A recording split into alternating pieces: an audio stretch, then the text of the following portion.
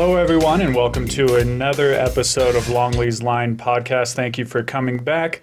As always, please remember to follow the show on all social medias, Longley's Line Podcast, YouTube, my personal social, Stephen Longley. Today, I've got a very special guest with us here, Mr. Matt Strand. Matt, thank you for being here. Thanks for having me. It's an honor. Before we get cooking, go ahead and promote all of your social medias, anything you'd like to promote for people to follow. I'm not a big social media person, to be honest with you. I am on it. You can follow me at, I think it's Matt Wolcott Strand, so it's got my full name in there. But other than that, I kind of just keep it simple. Keep it plain and simple. Yes, That's sir. Good. Social media can be fun sometimes. Before we really get into many things, where are you from originally? I am originally from the great state of Minnesota. Minnesota. And then I actually ended up, I've migrated quite a bit, to say the least. I've spent a good stint here in the Reno area. I've lived in Utah for a fair bit. I lived in the great state of Texas, and now I'm back in the Reno area. Back in Reno. And when you were younger, growing up in Minnesota, what was your first job that you wanted to do? Like, when you're a kid and you think, I'm going to be a firefighter, I'm going to be an astronaut. What did you think you wanted to do? Yeah, that's a fun question. And for me, I'm fortunate to say that it's an easy one. Mm-hmm. I wanted to go fast. I wanted to be a ski racer. Ski racer. Okay. That's my background. It sounds so funny being from Minnesota, where you don't think of mountains, but they're there, ish. Funny enough, I grew up skiing on a 300-foot vertical hill that just happened to have a good program, and Nice. I loved it. I fell in love with it. And then when you're in high school and you kind of think, all right, this is sort of the path I want to follow, did you keep following that path, or did you go, well, now you know how life gets when things change? C's get degrees? Pretty much, yeah. Yeah. No, in all seriousness, I was very disciplined and motivated in my craft. Mm-hmm. I loved sports as a whole. Yeah. I think sports play such an impactful role in our youth, just in general. And I chased it with everything I had through high school. I gave high school what I had, and I worked hard at school. Don't think I didn't, but I worked even harder to be something, to try to be something, whatever that at that time meant to me was. Yeah. So, as a skier. And like programs here, they have skiing programs, snowboarding programs, stuff. Did they have that in Minnesota as well? You know what? I think they do to a degree. I would basically describe it as kind of farm league in comparison to what you experience out here in the Sierras, out in Colorado, or even the East Coast. We skied from 7 o'clock at night to 9 o'clock at night. We were under the lights on this ice rink that was tipped up on its side, and we went to normal public schools and traveled on the weekends to try and make a dream happen. And that's honestly something super unique. And I'd say the financial barrier of entry for skiing is usually astronomical. But in the Midwest, it made it possible, for middle-income families to try and build a passion behind skiing. Mm-hmm. And so now that you've got the itch for it, did you try to take it another step further? I did. After that? I did. So I came up at a time where if you were going to go to college, it was kind of like that point in time in life, you were on your downside of your career. Right. And people were getting free educations as they're coming off the World Cup and things of that nature. And that wasn't what I wanted for my career. I wanted to continue to chase. And academia was, don't get me wrong, important, but it wasn't my passion. I wanted to chase my passion. And I felt like I had some maturity. I needed to mature a little bit in that process as well. And rushing into school, I don't think would have been the best thing for me. Right. In the long run, I had the opportunity to ski for the U.S. ski team, and I graduated from high school. I tried out for the U.S. ski team down in Mammoth, not far from here, and my first go around, I was an invitee, so I was still very young at the time. and I was honored to be considered. I was honored as an invitee, and it just so happened that the first couple months of the season, I had a really good start. Nice. And they brought me on, and I ended up skiing for the U.S. ski team for about 4 years. And when it's an invitee, does that change? Does that mean kind of like you're just a benched rookie, or sort of? It's a good question. I can't even tell you exactly what it means. Just another they title. bring you to training camps. They bring you to projects. It ended up for me. It meant being able to get a start at a young age at World Juniors. Okay. And just kind of being brought up the ranks in the various traditional sound of, there's on the U.S. ski team, there's an A, B, C, and a D team. And then there's that group of invitees who fluctuate on the cusp of qualifying or the quota. Okay. So in a sense, it's like an intern ready to jump in whenever something happens. Kinda, yeah. It's just trying to earn your stripes. And how long were you doing that for? How long did that go? I skied up until 2013 professionally, and I loved every bit of it until I didn't. Yeah. And that's a common thing, I think. Like I said, there was some maturity. I went through some mental and physical battles. I think it's very common in professional sports. It's a game of attrition. Yeah. If you can hold on, you can probably make something of yourself. But whether it be the mental or the physical deterioration that comes with professional athletics, not many people make it. Yeah. Well, you always hear, too, from professional athletes when they're asked about their retirement, they say, well, how did you know when to hang it up? And they said, you just know.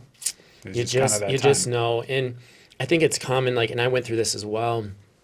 I had at first my fair bit of regrets. You kind of have to re-talk yourself into retirement. And yeah. I mean, we've seen it with Tom Brady's, you've seen it with Michael Jordan's, you've seen it with the greats. And I think everyone, regardless of skill or craft, goes through that of I feel like I can still do it. And even to this day, I have conversations in my head, and it's the internal dialogue of, I feel like I'm physically able. I wish I had this mental maturity at this young age, but that's part of the process, and it's part of separating those that make it and those that don't. But it was time. I was mentally a little bit beat up. Yeah, you grow and you learn. Yeah, and then you always see those songs that always come on when it said, if coach said go get your helmet, you'd put it right on. That same little mental battle that you always have to go through. And then you're on the world's team. Yeah. How did you guys do? How was it, just in general? Yeah, it's we as a team, we had I think we had a lot of success. I mean, some of my teammates are still doing it to this day. I mean, 10 years later after I retired, I mean, I was young when I retired, don't get me wrong, but I still have teammates that are still going at it. I was up at Palisades Tahoe just the other day, cheering on the Men's World Cup up there, and just enjoying the homecoming, the nostalgia, the reunion of those that have been able to continue at it. So there's been quite a bit of, I would say, success across the team. And then there's people similar to me, whether it be mentally or physically, just couldn't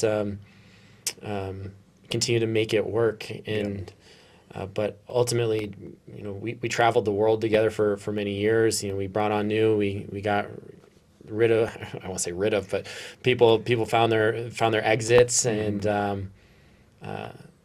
it was a really fun process. I really enjoyed being able to see the world with friends, and consider it a job. Yeah. And then was my ignorance here on not knowing many of the winter sports. Did you, like how you see with Olympics and things like that, how there are just a multitude of different sports? It was just skiing that you did, or did you also put a foot into also adding like snowboarding, You, something like that? I loved winter sports regardless of what it was. Now, in order to compete at the highest level in anything, I think that you almost have to become isolated in your focus. Yeah. So I grew up doing some snowboarding, played a lot of ice hockey. Shout out to my Minnesota family. It's basically in our blood. Yeah. But ultimately, skiing was the craft that I chose, and I went at it. In regards to Olympics, everyone that you see there is completely honed into that one singular craft. Now, skiing has multiple different events. So there's specifically four main. You have your downhill, you have your Super G, you have your GS, so giant slalom and slalom. So we do span, very similar to swimming, multiple events, and some are specialists and some cross over. And are able to be, either 2 event, 3 event, and sometimes even 4 event skiers. Okay. It takes quite a bit to be able to do all those things. So in a sense, it's kind of like how a track meet is, Yeah. where there's just different variations. Yeah. Okay, Yeah. that makes sense. Yeah. Well, let's kind of get away from the snow for a minute, Yeah. as I've been wanting to. I'm a warm-blooded guy, so Yeah. the snow does nothing for me. Dude, it's been quite the year, huh? Yeah, it's been a rough one this The go faucet around. has been just left wide open. Yeah, I'm not about it, especially when I work outside. I went to sometimes. Texas, man. I get it. Yeah. So after you hang up your skis, what was your next path? What did you think, this is what I'm going to do now? Or were you still like, what am I going to do now? I've been very fortunate that I've, like with the skiing thing, I when I set my mind to something, I'm kind of gung ho. I'm going to give it everything that I got. I'm not the most patient person in the Yeah. world. I wanted to help people. That immediately, and that is still my passion today, and I've been able to do it in several different occupations. I had an incredible friend and mentor by the name of Steve Toms. And when I was a young man, trying to, just be a young man covered in pimples, skinny, struggling with identity, Yeah. you name it, as well as trying to be a professional athlete chasing a dream, this guy changed my life, changed the trajectory, the way I thought about myself, and the way that I saw people for the first time. That included a spiritual journey as well, and I wanted to get into health and fitness. I wanted to be help our youth athletes, regardless of sport, maybe not fall into some of the same pitfalls that I did. Yeah. But also through health and fitness. So that's really where I steered or took my next step was into personal training and then athletic development.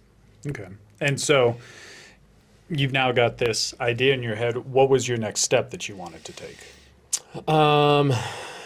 I honestly, I just wanted to be a personal trainer. I didn't have a vision as far as overall, I wanted to be my own business owner, or I wanted to, I wanted to work with the best of the best of the best. It wasn't even like that. It was, I just wanted to be in a place where I felt comfortable, I felt welcome, and at that point in time, which is where I worked with Steve Toms, I was at a Lifetime Fitness in my hometown. And I worked at Lifetime Fitness for a little bit as a personal trainer, and then quickly got into CrossFit. And then a local CrossFit gym kind of embraced me, and I did a lot of coaching in that space as well. Okay. That was going to be one of my next questions. How really did you find CrossFit? Was it just kind of one day you saw a poster well- and then the music went off? That's such a funny question. I don't remember how I actually found CrossFit. Sure.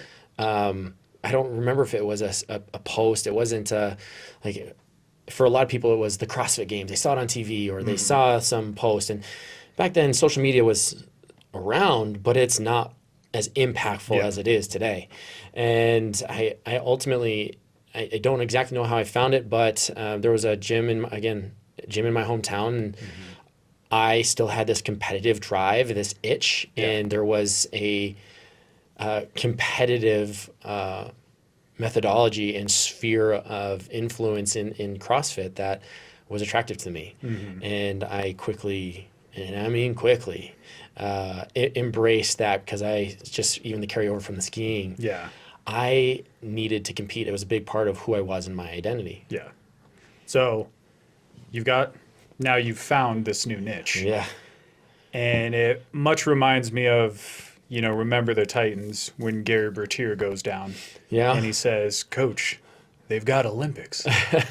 Was the CrossFit Games ever, now that you're into the sport, was the CrossFit Games ever something on your mind? Yeah. Did you ever think you wanted to right compete in away. it? So I retired from skiing in 2013, summer of 2013. And I quickly found CrossFit, and then that next CrossFit season, the Open, I found myself doing pretty well in the Open. Really no understanding of kind of the direction of where CrossFit was going. Yeah. And I ended up making the next round from the Open to, at the time, was regionals.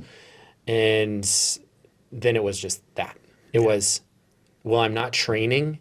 I'm coaching. I was still ski coaching a little bit at the time in the athletic development space and personal training. But yeah, the CrossFit Games were like quickly turned into my next Olympics, my next peak I wanted to summit. And so you see that. How far did you go? What was your steps? Because you said regionals, how far did you kind of go with that? To not have it be some long drawn out thing, I went to the CrossFit Games in 2016 on a team, which was just an incredibly wonderful experience. I competed at regionals in 2014. I was injured in 2015. I went to games in 2016 on a team, and then I moved out to Reno, Tahoe area, and went to regionals in 17 and 18 as well. And then after that, I kind of stepped away from CrossFit due to family stuff, and I got pretty far. At the time, I was finishing top 200 in the world rankings in the Open. Wow.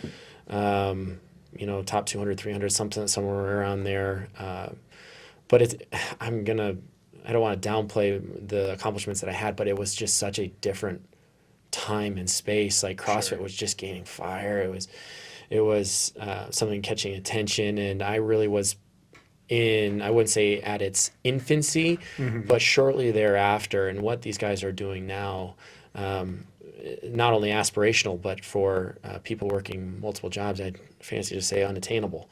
But I enjoyed the process. I competed at a high level.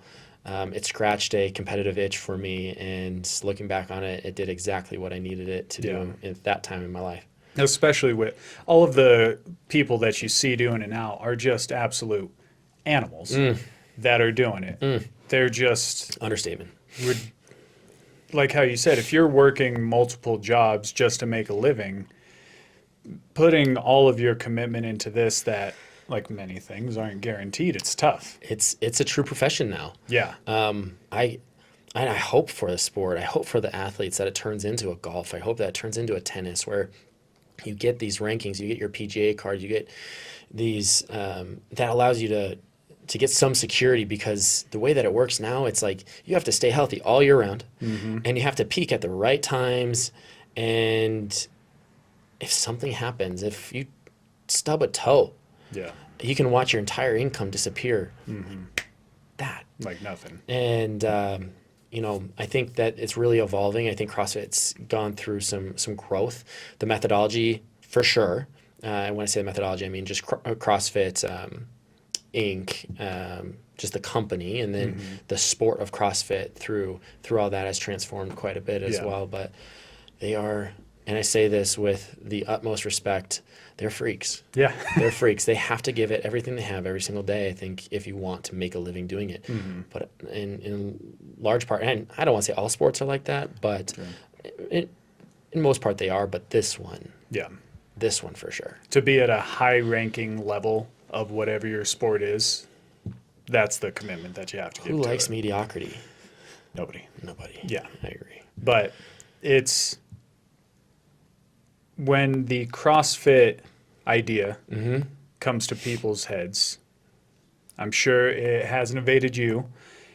Much like somebody maybe says, "Oh yeah, I'm a vegan" or something. They go, "Really? You vegan? Okay." CrossFit had that sort of, I don't say meathead stigma, but No, stigma is the right word for it. No, you know, I know exactly what you're saying.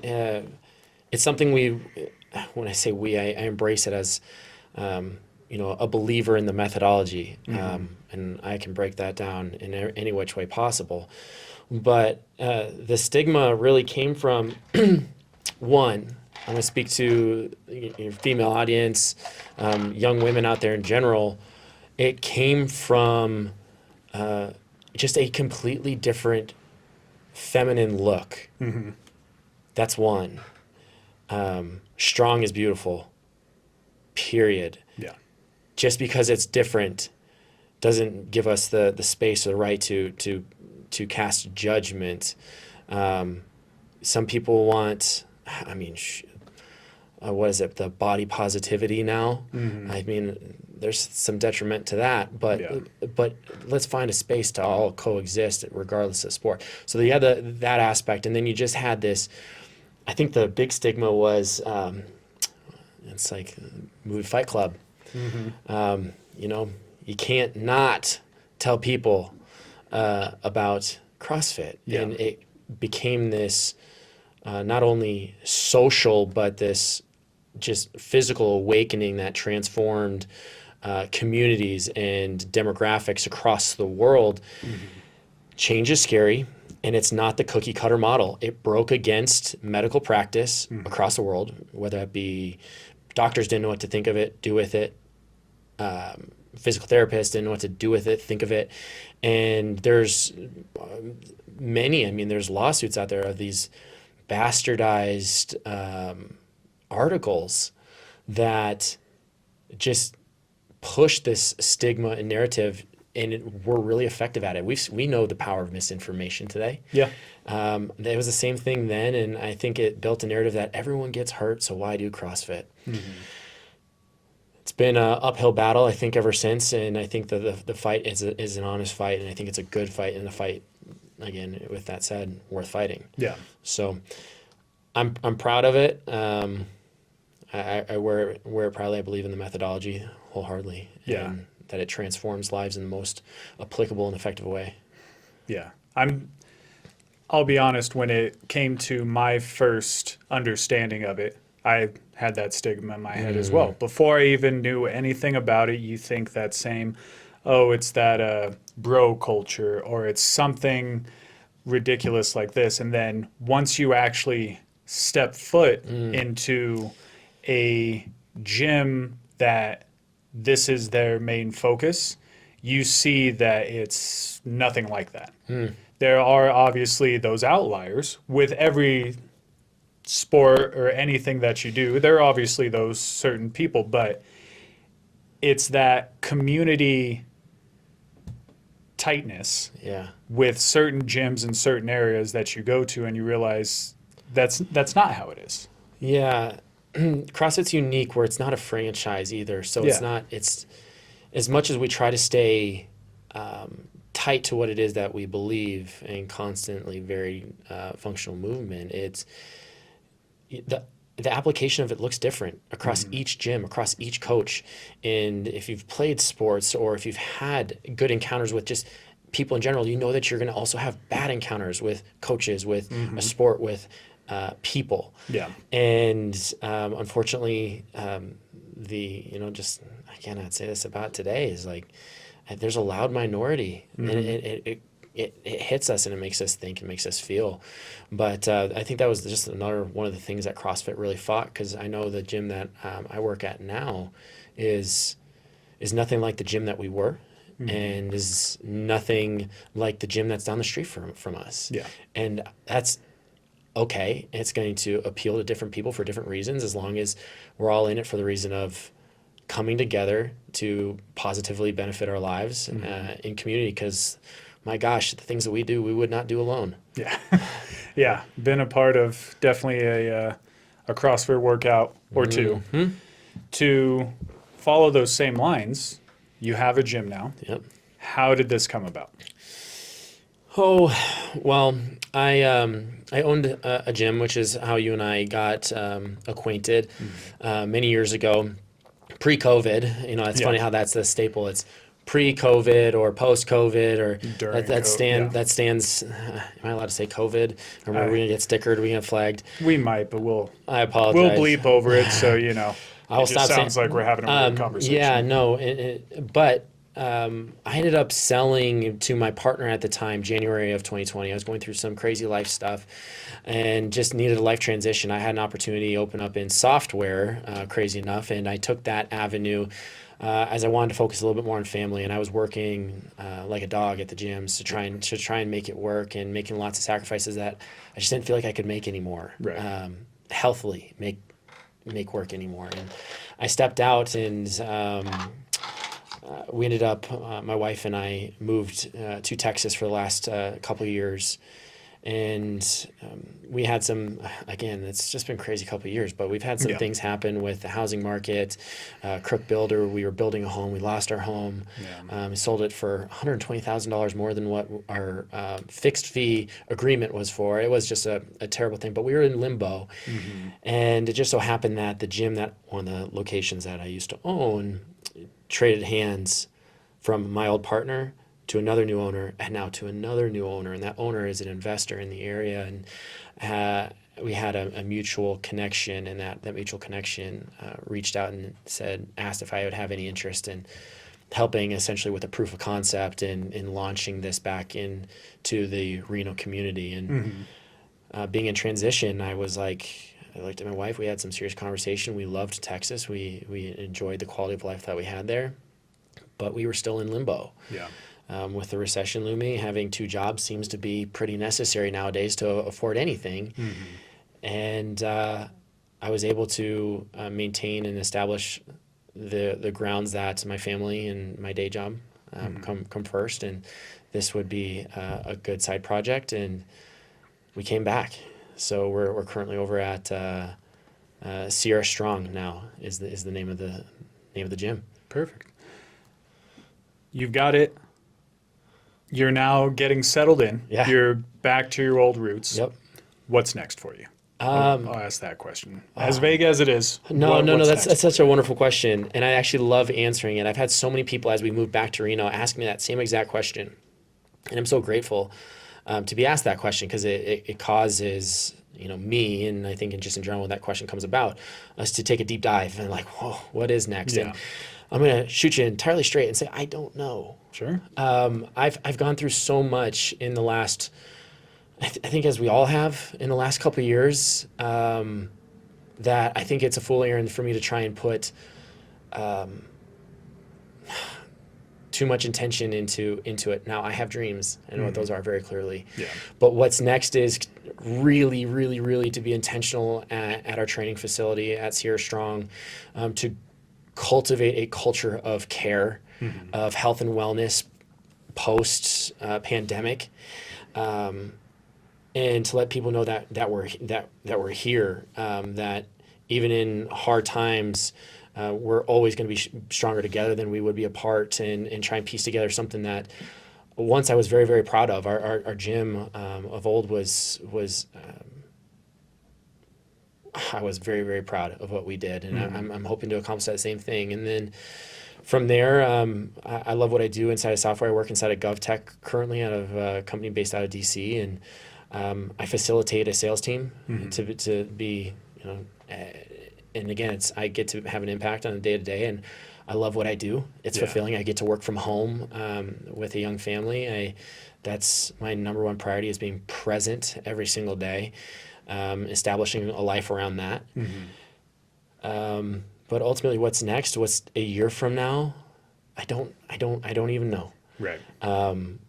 Things happen so fast. We came out here, back out here, middle of October. The decision was made middle to late summer. I mean, it was like that. Yeah. When things happen, you have to ride the wave. whether that be opportunity or whether that be a gut feeling. Ride the wave, trust yourself to ride the wave, chase your dreams, chase what's important to you. But as far as that next probably 3 steps, I have no clue. Yeah. Next 100 dream, I got a pretty good idea. Yeah. The dream you can keep to yourself. The steps you can let everybody know and kind of manifest it to the world, but it's okay to not know. Yeah. As long as you just take everything that's coming and just hope for the best. Yeah, and just walk in faith. Yeah. Well, Matt, we're going to get you out of here. Thank you for coming in and kind of telling us your story. It is a pleasure and honestly an honor. Like I told you at the beginning, I've always wanted to do one of these. This is such a cool concept to be able to get together, to be able to share stories, and to be able to communicate to a very digital world. Mm-hmm. And then before we do let you go, promote everything again. Tell us about your gym, socials, whatever you want us to follow. No, Sierra Strong is our gym. We're off of Donald over by Peckham, south side of the runway, here in the Reno area. So if you're in town dropping in, swing by. We'd love to have you. Other than that, I social media just ain't my jazz, ain't my thing. At one point in time, I thought it needed to be, but I found a pretty positive world outside of it. So it's I don't think it's really worth noting, but I think we're doing something really cool in the gym and in this community. Yeah, if you can stay outside that world, it doesn't hurt to stay outside of it. Yeah. And that being said, follow us on all of our social medias just to blow everything up. If you guys are interested in any of this, any of what we spoke about with the gym, we'll leave a website in the description. If you're interested in fitness, CrossFit, bettering any part of your life, give them a follow. Yeah. Follow us, and we'll talk to you guys next week.